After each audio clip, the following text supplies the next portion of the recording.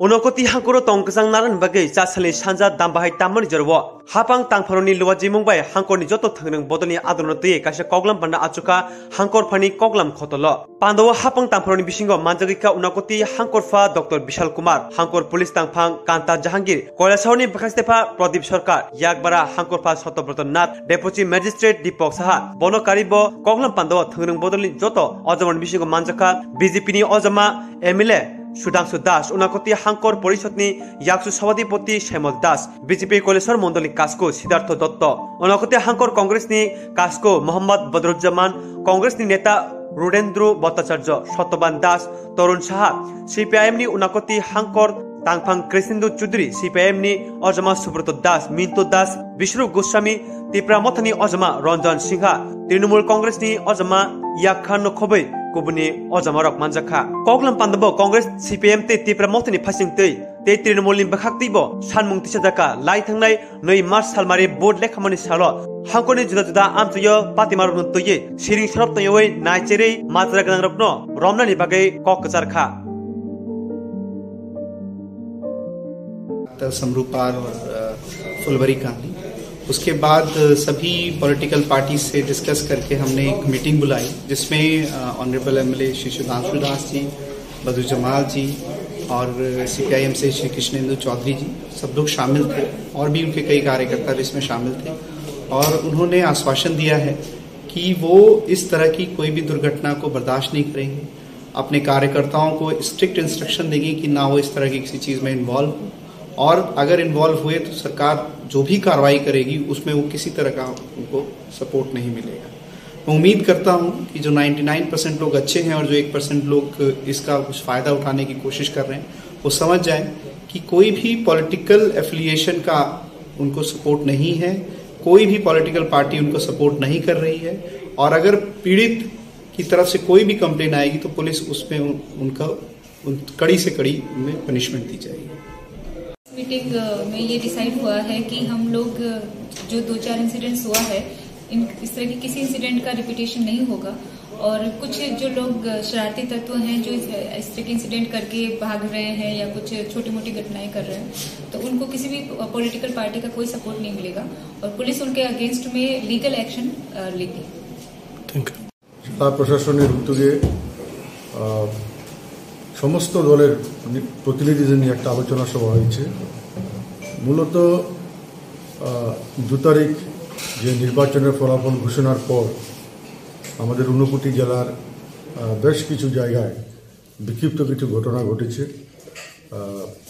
এটাকে কিভাবে আমরা উভয় দলই যাতে এটাকে না হয় তার জন্য আলোচনা হয়েছে। এখানে আমাদের নির্বাচিত সদস্য ফটিকায়ের শ্রদ্ধেয় সুধাংশু দাস উপস্থিত আছেন, অন্যরা আসতে পারেননি এবং আমাদের কংগ্রেস দলের প্রতিনিধি এবং ত্রিপুরামথা দলের কুমারঘাট কংগ্রেস দলের প্রতিনিধিরা উপস্থিত হয়েছেন, প্রশাসনের এসপি ম্যাডামও উপস্থিত আছেন। আমরা সবাই চাই নির্বাচন হয়ে গেছে ঠিক আছে, একদল জিতবে একদল হারবে, এখন এটা যাতে বিভিন্ন এলাকাতে কোনো ধরনের ঘটনাগুলো না ঘটে। কারণ সবথেকে বড় হচ্ছে এখন সিবিএসইর পরীক্ষা চলছে, টিবিএসই বোর্ডের পরীক্ষা চলছে, স্কুলের পরীক্ষা চলছে, ছাত্রছাত্রীদের অসম্ভব অসুবিধা হচ্ছে পড়াশোনার ক্ষেত্রে। তো সবাই যদি আমরা এটা দায়িত্ব নিই তাহলে এই ধরনের ঘটনাগুলো ঘটে না। এবং বিশেষ করে আমি অনুরোধ রাখবো, আলোচনা হয়েছে এখানে যে যেহেতু শাসক দল বিজেপি ক্ষমতায় এসেছে, শপথ হবে আগামী কয়েকদিনের মধ্যে, হয়তো ওনাদেরকেই বড় দায়িত্ব নিতে হবে এবং এই ক্ষেত্রে আমাদের দলের পক্ষ থেকেই আমরা জোটের যারা আছি আমরা সেটা দায়িত্ব নিয়েই বলছি যে আমাদের তরফ থেকে এই ধরনের কোনো ঘটনা বা কোনো প্ররোচনা আমাদের তরফ থেকে হবে না। এবং আমার মনে হয় বিভিন্ন এলাকাগুলোতে যখন ঘটনাগুলো ঘটে আমরা যদি নিজেদের মধ্যে আমরা লিডারশিপ যারা আছি আদান প্রদান করে নিই তাহলে অনেকটা বিষয় সহজ হয়ে যাবে বলে আমার মনে হয়। আর যদি এটা আমার নিজের কাছে রেখে দিই সেটা এতটা সহজ হবে না। এটা ঠিক যে সমস্ত ঘটনা প্রশাসনের দ্বারা সমস্যা সমাধান করা সম্ভব নয়, যেটা আমরা নিজেরা পারবো যদি আমাদের সেইভাবে মনের দিক থেকে আমরা তৈরি থাকি। তা আমি এটাই অনুরোধ আমাদের আজকের এই যে সভা হয়েছে, দীর্ঘ আলোচনা হয়েছে, দীর্ঘ আলোচনার পর ডিএম সাহেব এখানে আলোচনা করেছেন, এসপি ম্যাডামও আলোচনা করেছেন। এটাই যে আমরা যা আবার হয়ে গেছে, আজকে এখন থেকে যাতে আর নতুন করে কোনো ধরনের কোনো ঘটনাই আমাদের ঊনকোটি জেলার মধ্যে না ঘটে। সবাইকে ধন্যবাদ। মিডিয়া বন্ধুদের ধন্যবাদ জানাচ্ছি এবং আপনাদের মাধ্যমে ঊনকোটি জেলার সমস্ত সোনাগরী বৃন্দের কাছে আমাদের আবেদন থাকবে, গণতন্ত্রে সরকার আসে, সরকার যায়, এটা খুব স্বাভাবিক।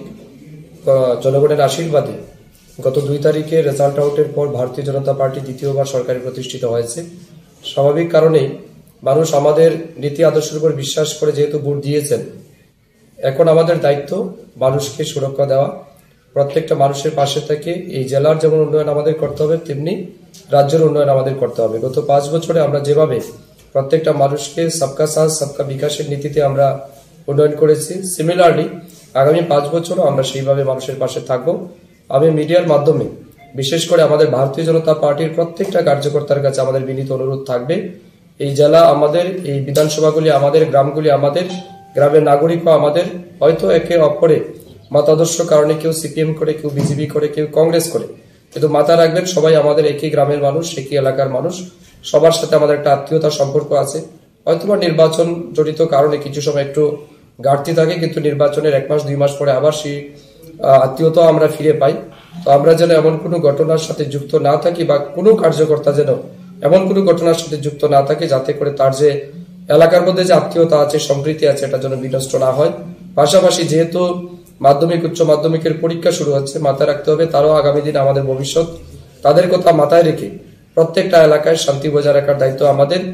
বিজয় মিছিল যেখানে হবে শান্তিপূর্ণভাবে যেন আমরা বিজয় মিছিল করি, এবং অযথা কোনো জায়গাতে, বিশেষ করে সন্ধ্যার পরে কোনো জায়গাতে বাজি কিংবা ফটকা ফোটানো কোনোভাবেই বঞ্চিত সমীচীন হবে না, কোনোভাবে এটা ঠিক হবে না, কারণ প্রত্যেকটা স্টুডেন্ট পড়াশোনা করে। তাই আমি সবাইকে অনুরোধ করব, বিশেষ করে বিজেপি কার্যকর্তাদের, আপনারা সবাই নিজ নিজ এলাকায় দায়িত্ব নেবেন।